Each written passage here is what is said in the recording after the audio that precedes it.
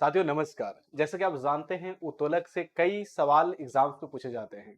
चाहे एग्जाम बिहार शिक्षक भर्ती की बात करें या साथ ही एसएससी की बात करें या बीएसएससी की बात करें, हर एग्जाम्स में या साथ ही एनटीपीसी ग्रुप डी की बात कर ले उसमें उत्तोलक से संबंधित सवाल पूछा जाता है। उत्तोलक कहने का मतलब साथी उत्तोलक एक सरल मशीन होता है जिससे संबंधित सवाल पूछ लिया जाता है कि एक किस श्रेणी के अंतर्गत आएगा। तो आज की क्लास में इस 15 मिनट शो में साथी मैं आपके साथ चर्चा करूंगा उत्तोलक के बारे में। नमस्कार साथियों, मैं विकास वासले आप सबको स्वागत करते हैं 15 मिनट शो में द ऑफिसर एकेडमी के इस यूट्यूब चैनल पर। साथियों बिना देर किए हुए मैं इस सेशन को आगे बढ़ाता हूं और उत्तोलक के बारे में बहुत शानदार तरीका से सबसे इजी वे में आपको समझाऊंगा। इस क्लास को अंतिम तक जरूर देखिएगा। साथ ही अगर हम उत्तोलक की बात करें तो क्या क्या यहां से सवाल पूछा जा सकता है। तो उत्तोलक सबसे पहले एक सरल मशीन होता है। इस बात को साथी ध्यान रखना कि उत्तोलक एक सिंपल मशीन होता है। अब सरल मशीन कहने का मतलब है साथी कि वैसा मशीन जिसे चलाने के लिए कोई भी साथी अलग से कोडिंग डिकोडिंग नहीं सीखना पड़े, यानी कोई ताम झाम ना करना पड़े, उसे हम सरल मशीन कहते हैं। जैसे अगर मैं बोलूं साथी आपके घर में कैंची है, क्या कैंची चलाने के लिए कोई कोर्स करना पड़ेगा?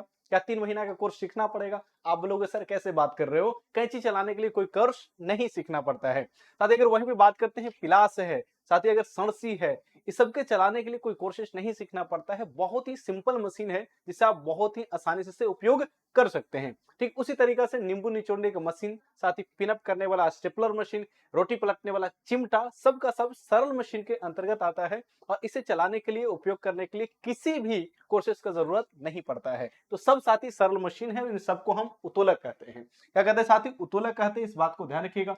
अब उत्तोलक को समझने के लिए 3 पॉइंट आपको समझना बेहद जरूरी होता है। साथी अगर इन 3 पॉइंटों को ध्यान से हमारी बातों को सुनेंगे तो आपको समझ में आ जाएगा, क्योंकि हम बुक के लैंग्वेज को फॉलो नहीं करते हैं, हम अपने तरीका से सबसे साधारण शब्दों में आपको समझाते हैं। तो ध्यान से सुनिएगा, क्योंकि यही 3 पॉइंट पर आगे आप सारी चीजों को समझ पाएंगे और जवाब भी दे पाएंगे। साथी सबसे पहला जो पॉइंट होता है उस पॉइंट को हम कहते हैं आलंब, इंग्लिश में से फाल्क्रम कहा जाता है। साथ ही अगर हम दूसरे पॉइंट की बात करते हैं तो पॉइंट आता है भार। क्या होता है साथी? दूसरा वो पॉइंट आता है आपका भार। और तीसरा जो पॉइंट होता है हम उस पॉइंट को कहते हैं आयस। क्या कहते हैं? आयस कहते हैं।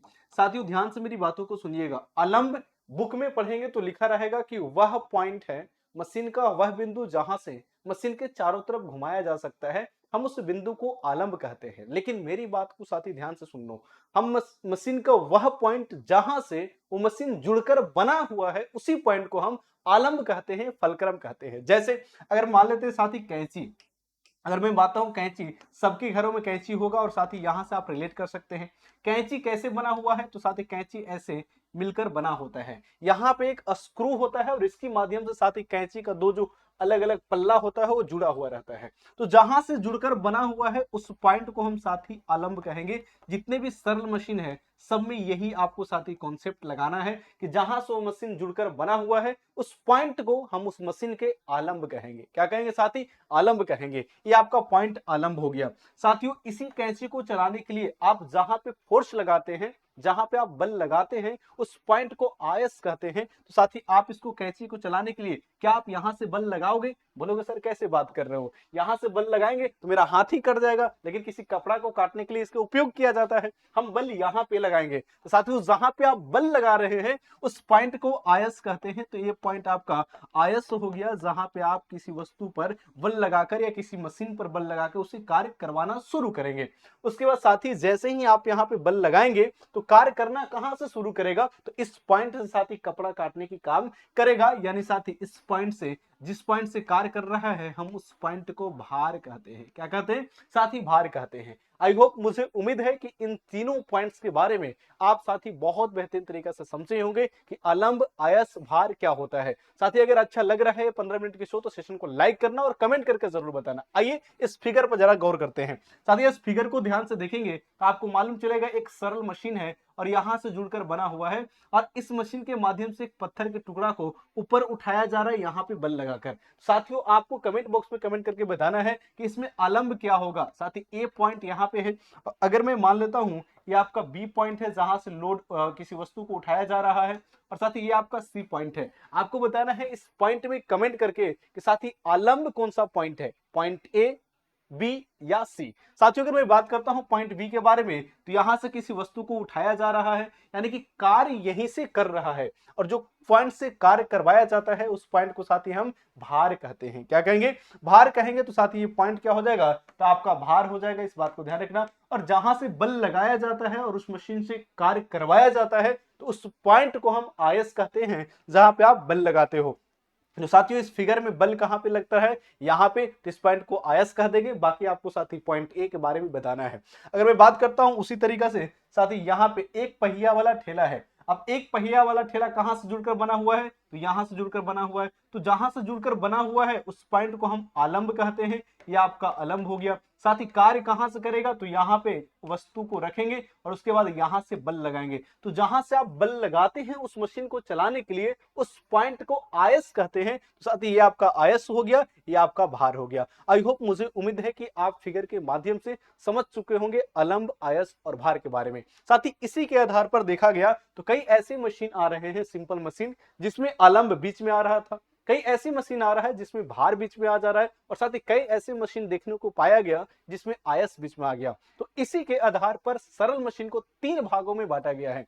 एक प्रथम श्रेणी के अंतर्गत रखा गया है, दूसरा साथी दूसरी को द्वितीय श्रेणी के अंतर्गत रखा गया है, और जो तीसरा है सरल मशीन उसे तृतीय श्रेणी के अंतर्गत रखा गया है। लेकिन दिमाग में सवाल आ रहा होगा कि किसको पहले के अंतर्गत रखा, किसको दूसरे के अंतर्गत रखा, और किसको साथी तीसरे के अंतर्गत रखा। आइए समझते हैं।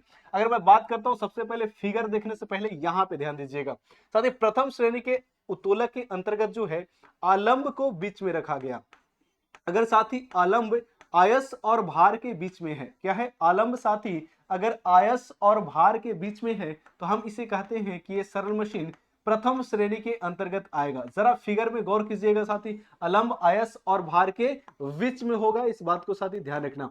जरा आप गौर कीजिएगा फिगर में साथी, फिगर में गौर कीजिएगा कैसे, क्या सही बोल रहा हूं या नहीं।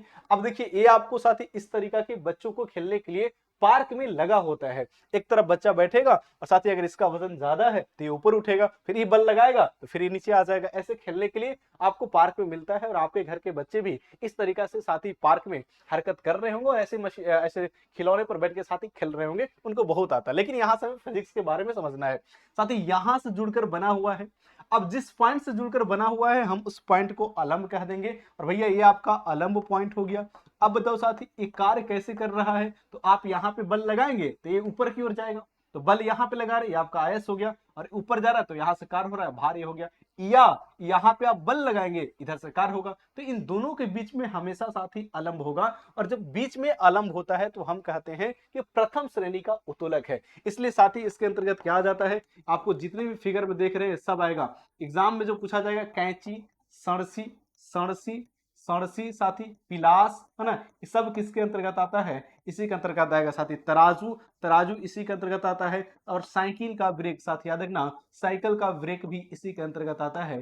साइकिल का ब्रेक आपको प्रथम श्रेणी के अंतर्गत ही आ जाएगा। बाकी जितने भी फिगर में आप देख रहे हो सब साथी प्रथम श्रेणी के अंतर्गत उत्तोलक होता है। ठीक है, बढ़ते साथी नेक्स्ट, जिसे हम द्वितीय श्रेणी का उत्तोलक कहते हैं। अब द्वितीय श्रेणी का उत्तोलक में क्या होगा, जरा ध्यान देना प्यारे साथियों। अगर मैं बात करता हूं कि अगर किसी उत्तोलक के अंतर्गत जो भार है, अगर ये भार आलंब और आयस के बीच में आ जाए, आलंब और साथी किसके? आयस के बीच में आ जाए, तो उस मशीन को साथी क्या कहेंगे?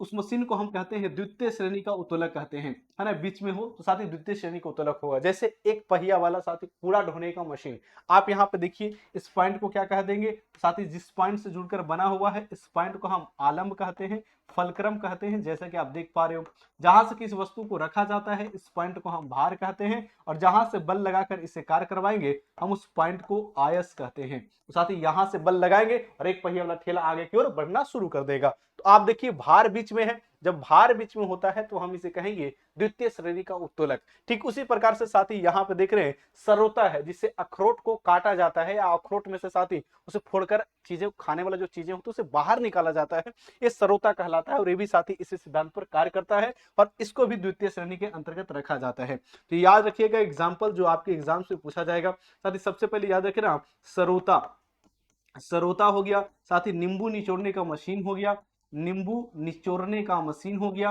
है ना। साथ ही अगर उसके बात करें निचोड़ने का मशीन हो गया। उसके बाद अगर मैं बात करूं साथी, एक पहिया वाला ठेला आप देख ही रहे हैं, एक पहिया वाला ठेला और खैनी काटने का मशीन द्वितीय श्रेणी के अंतर्गत आता है। अब बढ़ते हैं लास्ट साथी अंतिम। अंतिम होता है तृतीय श्रेणी का उत्तोलक। साथी इसमें क्या होगा, पहला वाला में आलम बीच में हो गया, दूसरा वाला में भार बीच में हो गया, और साथ ही तीसरा वाला जो है इसमें आयश क्या होता है साथी, आलम्ब और भार के बीच में होता है। जब आयस आलम्ब और भार के बीच में होता है तो उस सरल मशीन को क्या कहते हैं साथ ही, उस सरल मशीन को हम कहेंगे कि तृतीय श्रेणी के उत्तोलक हो गया। क्या, तृतीय श्रेणी का उत्तोलक हो गया। जैसे ध्यान दीजिएगा साथी, इस फिगर में यह स्टेपलर है, आपने बचपन में इसका उपयोग करा होगा। कैसे, अब जब साथी हम लोग 4th से 5 में जाते थे या 5 से 6 में जाते थे या फिर 8 से 9th में जाते थे तो नए बुक लिया जाता था है ना, घर में पापा या मम्मी नए बुक लेकर दे देते थे। उस कंडीशन में साथी उस बुक को बहुत ही बेहतरीन तरीका से साथी उसे सजाते थे। पहले जिल लेते थे, फिर प्लास्टिक वाला कवर लेते थे, फिर उसको मरने के बाद पिन अप करते थे। साथी वही स्टेपलर की बात कर रहा हूं जो बचपन में आपने किताब को मढ़ने के लिए उपयोग करा है। अब इस साथी पिनअप कैसे कार्य करता है जरा ध्यान दीजिएगा। साथी जो स्टेपलर है इस तरीका के बना होता है। सबसे पहले यहाँ पे जुड़कर बना होता है, जिस पॉइंट से जुड़कर बना हुआ है मैंने बोला उस पॉइंट को साथी मेरी लैंग्वेज में याद रखना अलंब कहते हैं। अब बल कहाँ पे लगा हुआ है साथी, क्या आप यहाँ पे बल लगा कार्य करेंगे? आप इधर अगर बल लगा के कार्य करेंगे तो आपको देखेंगे बुक में पिन नहीं जाएगा, आपका उंगली में या साथ ही इसी में पिन रह जाएगा। तो बल आपको बीच में लगाना पड़ेगा। जब बीच में लगाएंगे तो बीच वाला पोर्शन को हम आयश कहेंगे, और साथ ही पिन अप मतलब कार्य कहां से होगा, यहां से पिन निकलेगा और साथ ही जो जिसे जिल कर रहे हैं, जिसे आप किताब को मढ़ रहे हो उसमें साथ ही पिन अप हो जाएगा। तो यहाँ पे कार्य हो रहा है, तो जहां पे कार्य होता है उस बिंदु को हम भार कहते हैं। तो आप देख सकते हैं आयस अलंब और भार के बीच में है, तो इसे हम तृतीय श्रेणी के अंतर्गत रखते हैं। साथ ही आप फिगर में देख रहे हैं चिमटा भी तृतीय श्रेणी के अंतर्गत आता है। जो एग्जाम्स में एग्जाम्पल पूछा जाता है साथ ही लिखना, मनुष्य की हाथ। साथियों जो मनुष्य की हाथ है ये आपको तृतीय श्रेणी के अंतर्गत आता है। अगर मैं बात करूं साथी चिमटा, चिमटा भी इसी के अंतर्गत आता है। और अगर साथी मैं बात करूं स्टेपलर, तो स्टेपलर भी इसी के अंतर्गत आता है। इस बात को साथी ध्यान रखना। ये आपको पूरा साथी उत्तोलक था, और उत्तोलक में कौन कौन सी आएगा, प्रथम श्रेणी में कौन आएगा, द्वितीय श्रेणी में कौन आएगा और तृतीय श्रेणी में कौन आएगा, मैंने आपको बहुत ही बेहतरीन तरीका से समझाने की कोशिश करा। साथी उसी के आधार पर एक सवाल है, मैं चाहूंगा साथी इस सवाल का आंसर आपको कमेंट बॉक्स में कमेंट करके बताना है। सवाल क्या है कि अगर कौन से उत्तोलक में बल भार और आलम के बीच में होता है। बल कहने का मतलब साथी आयश क्या होता है, बल कहने का मतलब आयास है। किसमें साथी भार तथा आलम के बीच में किस आयश होगा, क्या प्रथम श्रेणी में, इसे प्रथम श्रेणी का उत्तोलक कहें, क्या द्वितीय श्रेणी में, क्या तृतीय श्रेणी में, या फिर साथी इसमें से कौन सा एग्जाम्पल सही लग रहा है। आप कमेंट बॉक्स में कमेंट करके जरूर बताइएगा, क्योंकि आपका कमेंट का मुझे इंतजार रहेगा। साथियों इस सेशन में आप सबको बहुत बहुत स्वागत, बहुत बहुत धन्यवाद कि इस सेशन को आपने अंतिम तक देखा है, और साथ ही आप सबको खूब प्यार मिल रहा है। इसी तरह से सेशन को साथी प्यार देते रहिएगा। हम आपको 15 मिनट शो लाकर बहुत इंपॉर्टेंट चीजें जो साथी आपके एग्जाम में आपको स्कोर बढ़ाने की काम करेगा वैसे टॉपिक कवर करते रहेंगे। मिलते हैं साथी नेक्स्ट क्लास में, तब तक के लिए आप सभी जहां भी रहिए हंसते रहिए, मुस्कुराते रहिए और मन लगा के तैयारी करते रहिए। सेशन कैसा लगा कमेंट बॉक्स में कमेंट करके जरूर बताइएगा, और साथियों सवाल का आंसर भी बता देना है। All the best, thank you, जय हिंद।